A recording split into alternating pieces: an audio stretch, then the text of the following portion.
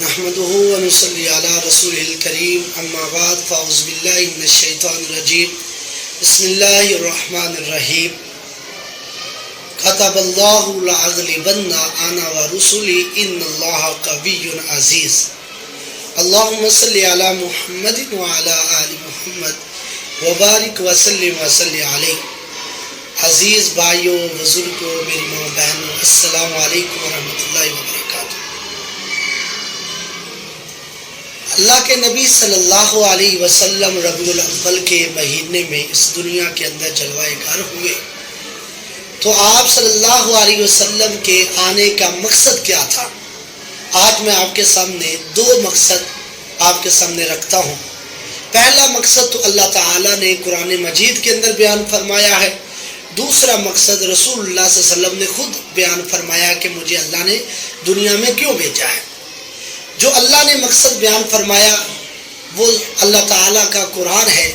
اللہ تعالیٰ نے فرمایا کتب اللہ لأغلبن انا ورسلی ان اللہ قوی عزیز. اللہ تعالیٰ نے لکھ دیا ہے، اللہ تعالیٰ نے فرض کر دیا ہے. کتب اللہ نے فیصلہ کر دیا ہے لأغلبن انا ورسلی ان اللہ قوی عزیز.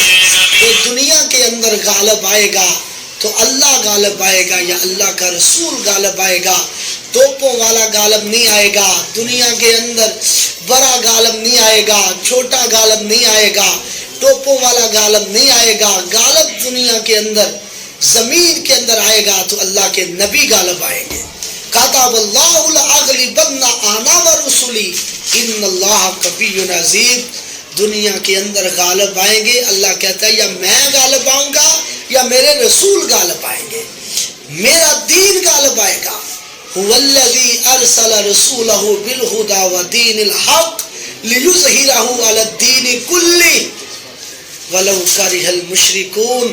فرمایا هو الذی، اللہ وہ ذات ہے، بعث جس نے بھیج دیا رسول اللہ صلی اللہ علیہ وسلم کو تاکہ آپ لوگوں کو ہدایت سکھائے. هو الذی بعث فی الامیین رسولا منہم یتلو علیہم آیاتہ.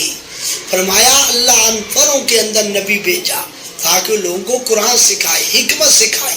اور هو الذی ارسل رسولہ بالہدی ودین الحق لیظہرہ علی الدین کلہ.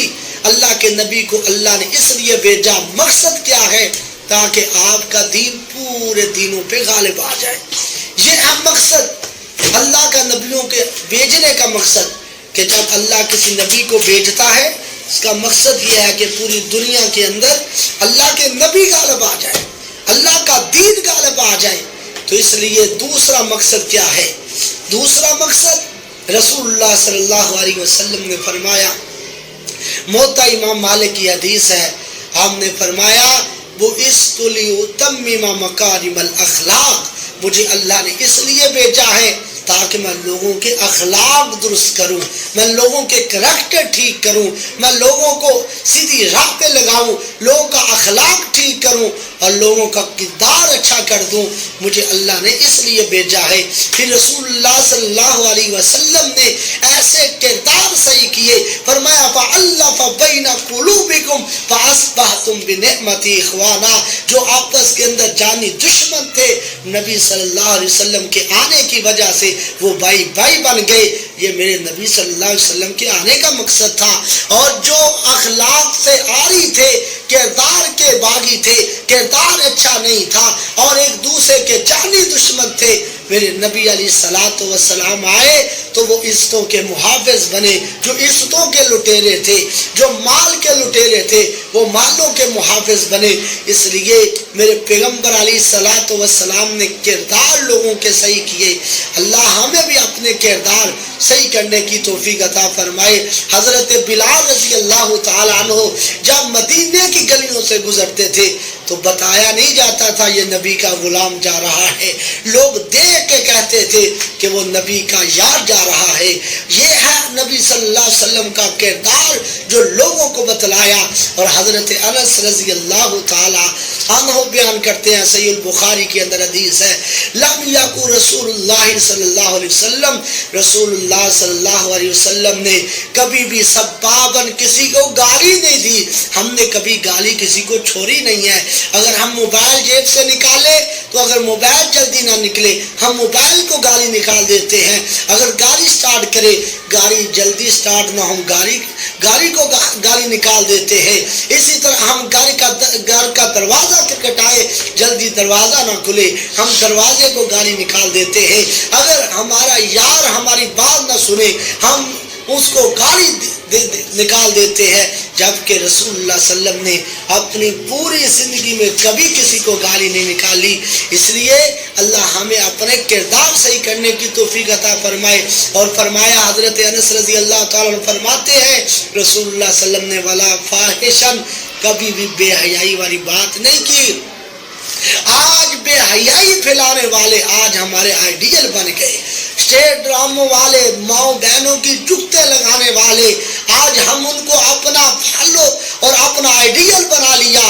نہ میرے بھائیوں, رسول اللہ صلی اللہ علیہ وسلم نے کبھی بھی بے حیائی والی بات نہیں کی. ہمیں بھی چاہیے ماں بہنوں کی جگتے نہ مارے, ایک دوسرے کے ساتھ ایسا مذاق نہ کرے جس سے وہ اس کی ذلت ہو جائے.